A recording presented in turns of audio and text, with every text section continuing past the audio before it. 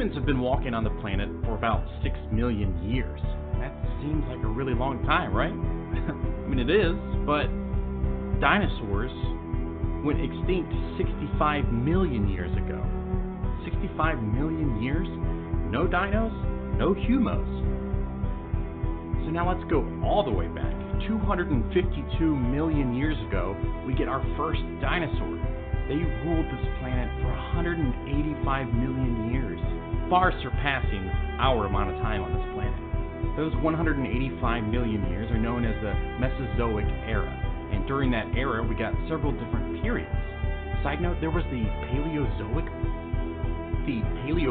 era that came before dinosaurs, 542 million years before us. And that's still not the beginning of life on our planet. But hey, today's about dinosaurs, so let's get back on track. The Mesozoic era contains the Triassic period, the Jurassic period, and the Cretaceous period. The Triassic period lasted nearly 50 million years, and that's when the planet contained one continent known as Pangaea. Then after many earthquakes and volcanic eruptions, Pangaea split into two sections, the north and the south. At the end of the Triassic period, there was an extinction that happened, a massive extinction that wiped out nearly all of life on planet. This moves us into the Jurassic period. This lasted around 55 million years, and watch the continents split even more so. I'm done. Now we enter the Cretaceous period, where we see dinosaurs live for another 80 million years. And as the continents continued spreading out, it became a little bit more like what we know it to be today.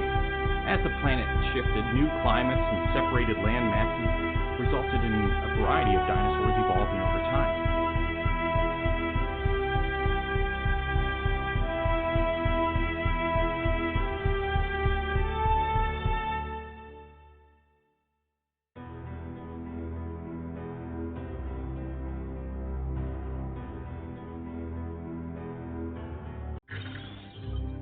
Presentation of the Triceratops.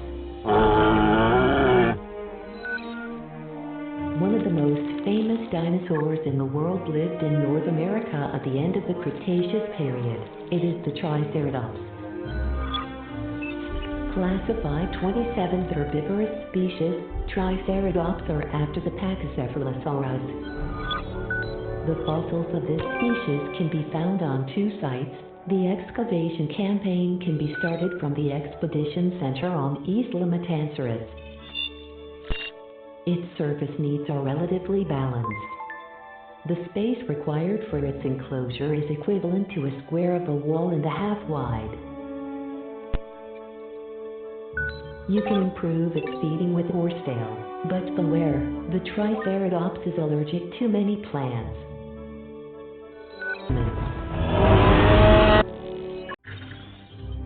Presentation of the Dilophosaurus.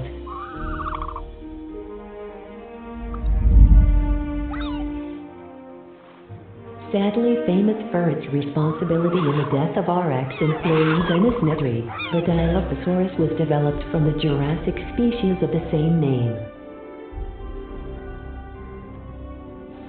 Since the very first cloning of Dilo, 17 specimens have been bred on Isla Nublar and Isla Sorna.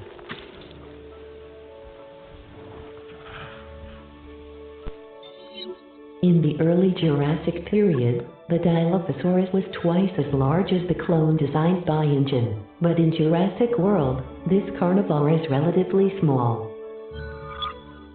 Despite impressive physical features added to her genetic code, such as its ability to spit venom, the Dilophosaurus is at the bottom of the list.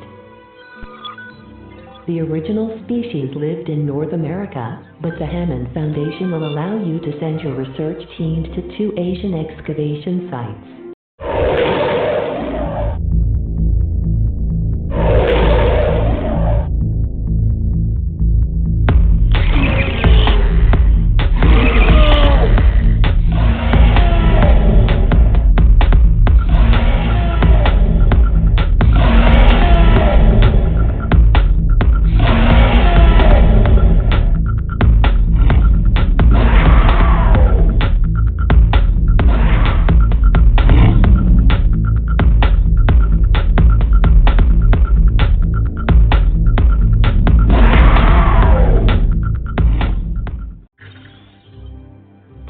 Presentation of the Apatosaurus. Apatosaurus is a large sauropod native to North America that lived at the end of the Jurassic period. In 1993, InGen succeeded in recreating 57% of its genome.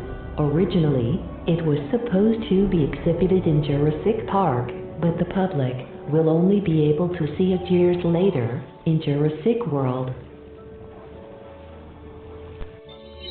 Apatosaurus is one of the most well-known sauropods to the public, but its body is stockier and shorter than those of the very popular Diplodocus or Brachiosaurus. Presentation of the Baryonyx.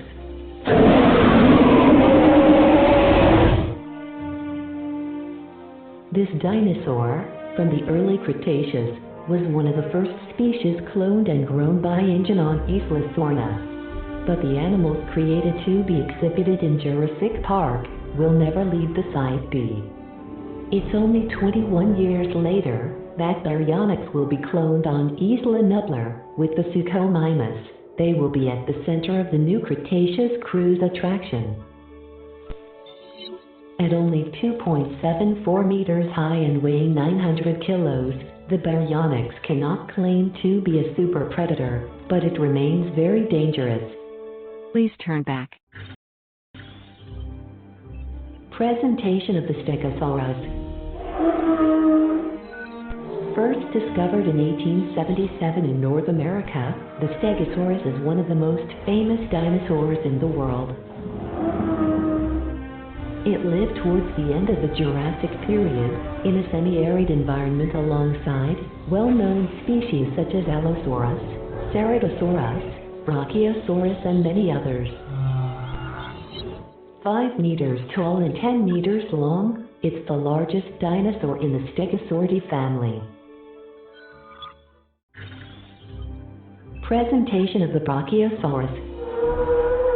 Native to the Upper Jurassic, this sauropod was one of the first dinosaurs bred in captivity by InGen. The Brachiosaurus is one of the most popular dinosaurs in the world. He's an icon. Please turn right.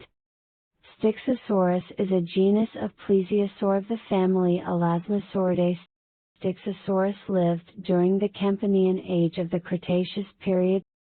Styxosaurus was a large plesiosaur, typically have a neck that is at least half the length of the body. Styxosaurus was 11 meters long with about half of the length being composed of its 5.25 meters neck. Its sharp teeth were conical and were adapted to puncture and hold rather than to cut like other plesiosaurs. Styxosaurus swallowed its food whole. Presentation of Tyrannosaurus rex.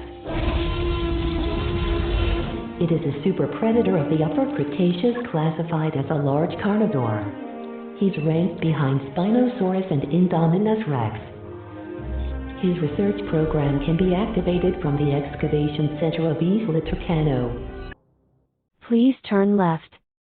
Acrocanthosaurus is a genus of Carcharodontosaurid dinosaur that existed in what is now North America during the Action and early Albian stages of the early Cretaceous. Its fossil remains are found mainly in the U.S. states of Oklahoma, Texas, Wyoming. Acrocanthosaurus was one of the largest theropods, reaching 11.5 meters in length and weighing up to 6.2 metric tons. Goodbye.